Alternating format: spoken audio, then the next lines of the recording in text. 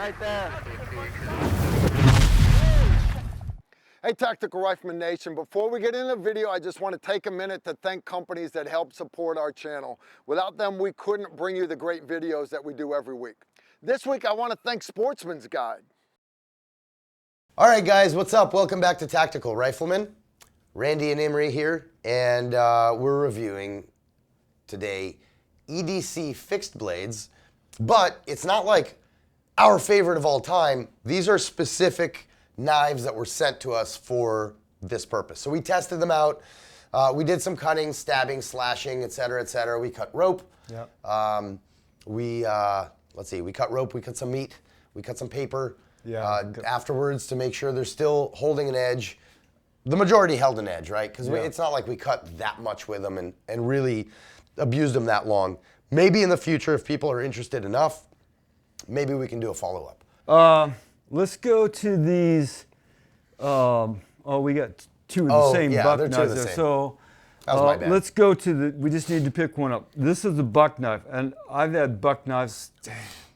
I'm 68.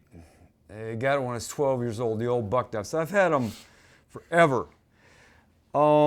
See this hand, Emery? Put your hand up next to mine. This big ball. How are you gonna use that? I wouldn't give it to a little kid, but that's the only one that can use it. What is the purpose of this knife? I don't know. It's a novelty. Yeah. Must be. It really doesn't have a good function. Yeah, you got a scabbard that you can put on your leg and stuff, but then when you go to get it, you get this little dinky thing. No. Guys, we're not trying to shit on anybody's parade, but some knives suck. Some knives suck. All right, let's move on. We've had enough of this. I'll go with this one. No. Hold on, because that one's kind of good. Okay. There's another stupid one. Okay. Let's get the stupid out of the way. Okay. But Randy, I would be honored if you talked about this, because you got big old hands and this is just comical. All right, this is made to hang on your neck. Okay, got that. So think about this being underneath your t-shirt. It's going to be uncomfortable. And then you got mittens like mine, right? Look at the size of that. Now I'm going to pull this little thing out and I'm going to go to work with this thing. It doesn't stick into my hand. Not only does it not fit it, it doesn't stick to it. It doesn't contour in a way that complements your hand. Right. Look, if I wanted to take something small that I use every day, I could take this out and it contours and fits my hand. It's tiny like this, right? But it fits and does the stuff where I open boxes with and cut string with it. That's all that I do with it, right? This doesn't have that feel, doesn't have the connection. It's slipping in my hand and I didn't do anything with it because I didn't want to get cut with it. So this is... I think I took a cut on meat with it and that was about it. Yeah. We'll show that. Good concept, poor design. Does that sound reasonable? Yeah, I agree. I love neck knives, but neck knives are difficult. They're difficult to make a tiny knife fit into people's hands. And all right. I'm a fan of Kershaw. I love Kershaws, but nah. So we're now getting to the knives we actually like. So before we get into that, here's what we're gonna do. I apologize, guys, but we're gonna let YouTube slap you in the face with a commercial, as Carl likes to say, and we'll be right back. All right, so welcome back from the commercial. I hope you enjoyed us shitting on knives. Now, we're gonna talk about some EDC fixed blades in this batch that was sent to us to test that we actually like. Randy, you wanna? Yeah, give me a hand in pronouncing it. This is from Norway, who makes these? I believe that's Swedish, and it's Moraknil. I can't pronounce it, but there it is. And I apologize, guys, I apologize. Now, right off the bat, there's several things this knife can do. Not only can you use it in woods for hunting, and you can also start fires with it because it's got a striker that's right here in the handle, but this thing can also be strapped to your leg or your belt, and you can go in the water with it. So it has two purposes, land and water. I really like it. It'll float. It'll be there. You're big on knives having multiple purposes. Yeah, my grandfather told me two things that I try to live by. Don't waste space. So if my knife is big enough, I'll put some type of survival pouch on it. And my holsters have different things on them. And he said, make sure whatever you're using has multiple purposes. Why have something that just does one thing? So I try to live by that. Very well designed knife. Is not for any type of fighting. This is for working with animals, cleaning them, gutting them, skinning them. I would say it's a fish and bird knife. Is Yeah. what, if I had to qualify it for. Very well good made stuff. Extremely sharp when we cut Very sharp. The rope with it. It cut it with no problem. For what it's for, I love this knife. Okay, I don't scuba dive anymore. My wife would kill me. She made me get rid of all that stuff. But it has dual purposes, guys. Let me point out a knife maker's point on this knife. So I don't find this aesthetically pleasing, but there's it's a very specific look to these Scandinavian knives, right? They like this very low bevel, right? The bevels here, which is the part that's ground before it gets to the cutting edge, is very low. Here's why this is kind of interesting, is because what you get here, there's actually no secondary grind. So if you look at any other knife, we'll get to this knife in a second, right? Let me find one with more of a secondary edge. Here we go. So this right here is going to be your bevel, right? And this is also a hollow grind right here done on a wheel. But on the very bottom where the cutting edge is, you have a secondary bevel. That means another angle just for the cutting edge, right? This does not have a secondary bevel. What they've done is they've taken it's probably a 3/16 inch thick piece of steel. I don't know what kind of steel it is. It's some sort of, it says stainless, but I don't know what kind. Here's the cool thing. This secondary bevel, if you look at it closely, is zero ground. The primary bevel is zero ground, meaning that the bevels on both sides of the knife come right down to the tip. There is no secondary bevel for the cutting edge. And that does have an effect on how you sharpen the knife. It also is going to make the knife a little bit sharper. And on a lot of knives, depending on thickness and height of the bevel and all that, on a lot of knives, you don't want that primary bevel going all the way down to zero, because sometimes it's a little too sharp.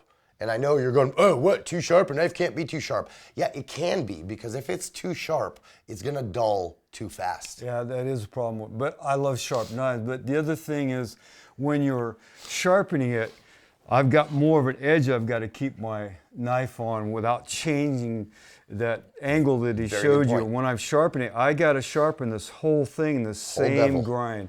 And that's a pain in the neck.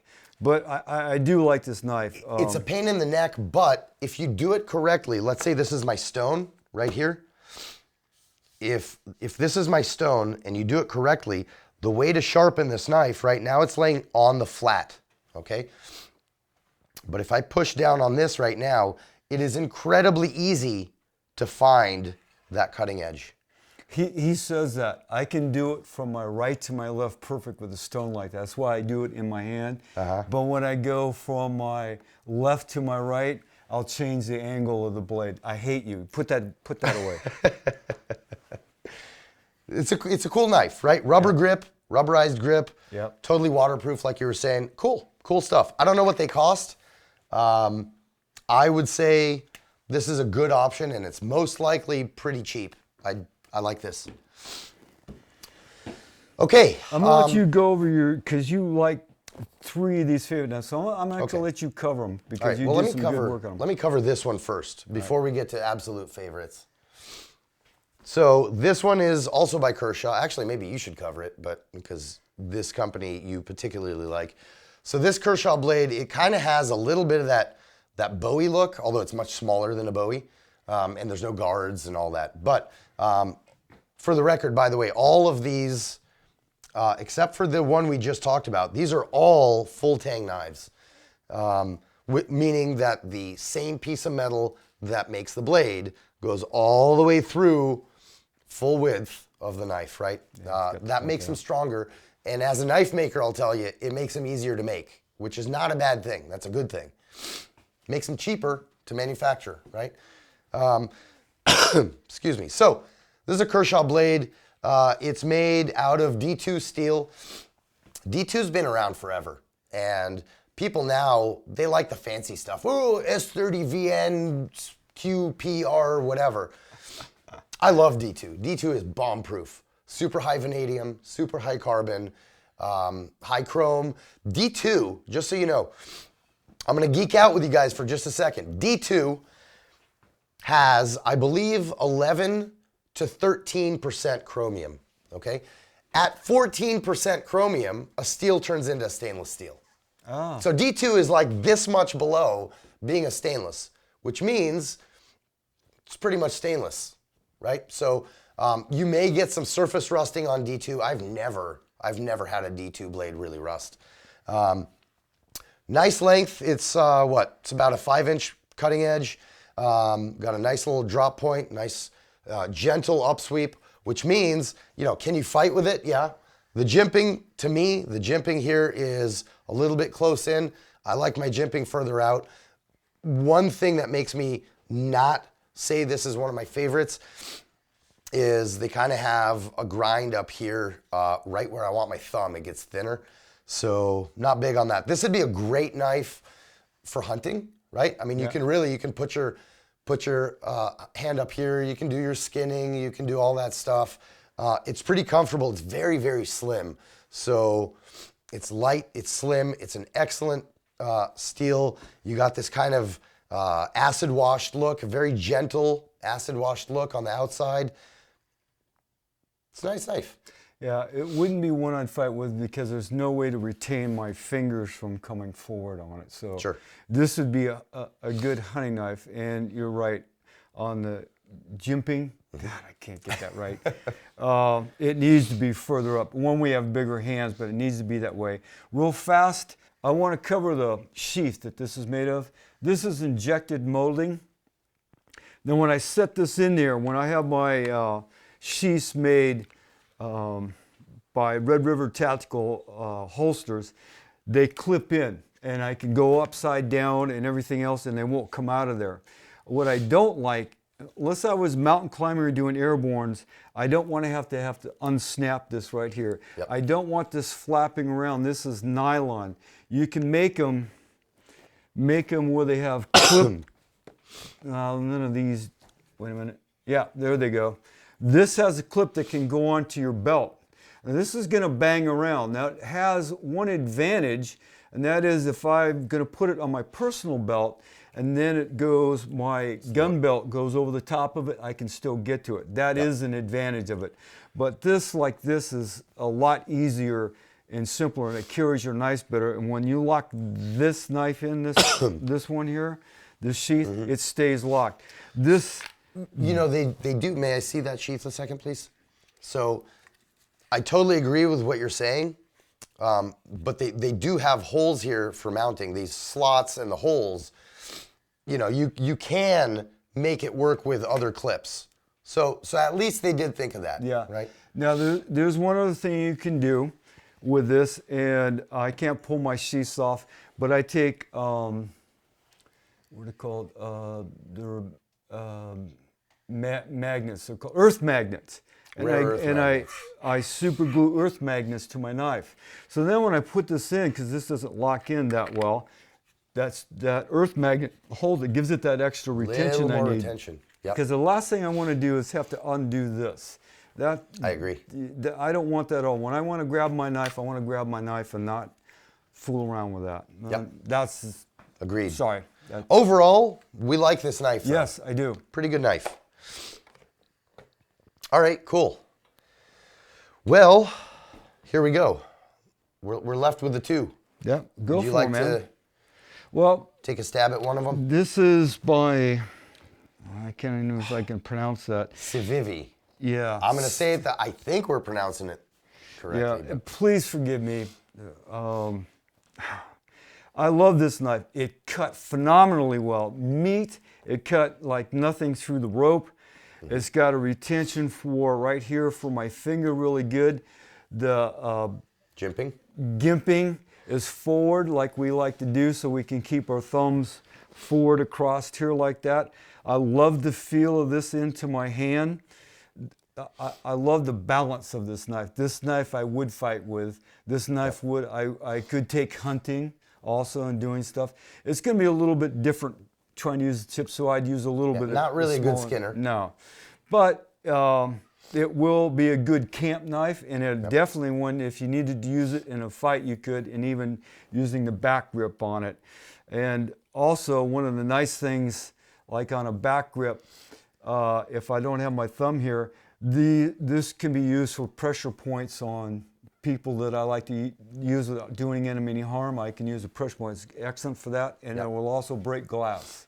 So I love this puppy. Let's touch on that, because that's a conversation we had earlier today when we were playing with these knives. A lot of people put, I don't think it's any of these knives that we have here, but a lot of people have on the hilt of the knife here on the back end, you know, they put like a little sharp thing and they say, oh yeah, it's a glass breaker.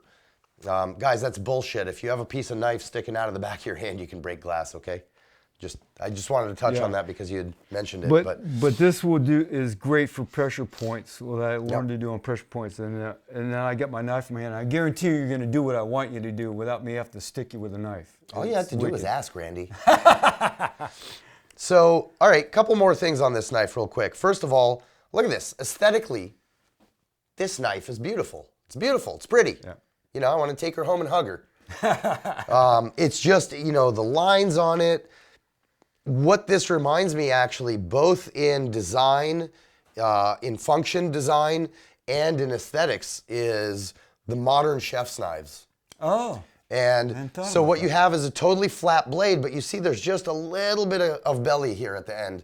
And that lends itself well to, I'll do it on its own box, that lends itself well to doing kitchen style cutting, right? It does come to a nice sharp point that is, you see it's pretty thick at the tip, even though it's coming down this way, which makes it not just a chef's knife. This makes it, you know, worthy of me taking into the woods. But I like the chef knife point, because then I can tell my wife I need to get it because... For her. Yes. Yeah, there you go. We both really like this knife. So, all right. Let's get to... I'm not sure why, but this is my favorite. When we got these... First of all, I know nothing about this company. So when these boxes showed up, and I checked out these off-grid knives, some of them I was like, that's horrendous. There's something, this is called the hoglet, as in the small hog, okay, hoglet. I mean, it's kind of like a cleaver, but it's like a mini cleaver. It's cute. So here's the deal. We checked it, and as far as stabbing meat, right, you can actually stab with this. You have to change your angle, your biomechanical angle, but you can stab. It's not going to be a very efficient stabber, right? You're not stabbing through a car hood or anything silly like that. But, you know, I like slashing in terms of self-defense fighting. Why? Because what is your purpose when you're in a knife fight? Your purpose is to end the fight as quickly as you can, right? Your purpose is not to kill them. Your purpose is not to, you know, do ninja moves. Your purpose is to end the fight as quickly as you can. And in that sense, if you have, let me go back to this abortion. In this sense, if you're just stabbing people, you really are not having a physical effect of stopping the fight, right? Why? If I stabbed somebody in the neck, right, in the jugular or whatever, can they die? Yeah, they'll lose blood and they'll die. How long does it take you to lose that blood to the point where you can no longer fight? Could be 5 seconds, it could be 20 seconds, right? I'm making up the numbers, but you understand, it doesn't matter exactly how long it takes. You have at least a few seconds until they are incapacitated, which means the fight's not over, right? How many slashes or cuts or whatever can somebody do in 5 seconds? Lots. Yeah. I can get cut a lot of times in 5 seconds. So, in terms of self-defense, I like cutting in strategic places, right? We don't have to get into the particulars here. So I see this as a very useful EDC carry fixed blade. It's tiny. I can conceal it on my body very effectively despite the fact that it's a fixed blade. It's very comfortable in the hand, right? It just kind of hugs your hand. They got this curve very well. It kind of reminds me of the old Indonesian teardrop pukulans. And your favorite part, the jimping. The jimping actually goes where my frickin' thumb goes. So this is my favorite in this batch. These two, really.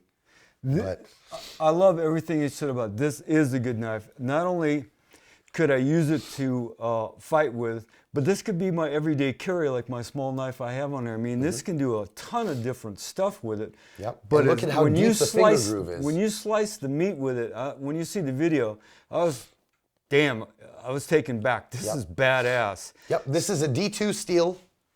One of the steels I love. It's cryo-treated, right? Which means between tempers. Sorry to bore you guys, but I'm gonna geek out with you just for a couple of seconds, right?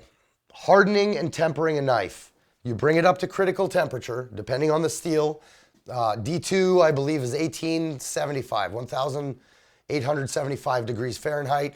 You take it out, you quench it, right? Most steels you quench in oil. D2 is an air hardening steel. So you literally, when I take it out of the kiln or the forge or whatever, I take it out of its wrapping and I go like that and blow on it, and that's all the quenching you need. So in terms of manufacturing, this is awesome. Then you have to do a series of tempers, right? So you're getting it as hard as it can be, but it's now brittle, right? That steel is brittle. So you have to take it back a point or two on the Rockwell scale by putting it in the oven for a long time at a lower temperature. D2 has multiple curves, blah, blah, blah. I won't bore you. You put it in at 375, 400 degrees for a bunch of hours, a few times. This is cryo-treated, which means between those tempers, it goes into liquid nitrogen overnight.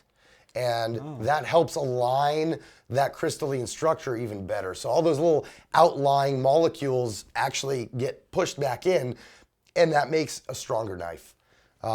So last point I'll say about this off-grid knife. I'm surprised you didn't notice this. I was gonna say something about, but I'll let you please. do it. One of the things it has on it that I look for my knives that multiple purposes, it's got a drill hole here and it's got a drill hole here. So what that helps me do is attach this to a stick to make it for a spear. One of the things people overlook with, if you don't have a firearm and you're out in the woods and stuff happens, you need to make something you have standoff with. So if you have several knives on you, which I'm always going to have several knives on you, knives that are built with holes into them, you can then easily attach it and make a spear out of it. It's foolproof. I can't do that with this. Even though we like it. It's got only one, but it's not going to fit well. I could try to use and tie it there, but it's going to move on me. Yep. When you've got the holes, your line's going to go through and hold it in place. That's one of the things when I talk about multiple purposes. I do. Just like him, I love this puppy. This is a good knife. Plus, they're super affordable. Cool. Well, hopefully you guys stuck with us through all of this jabbering, and hopefully you enjoyed us yapping about these knives. Obviously, we love knives. We'll see you guys next week.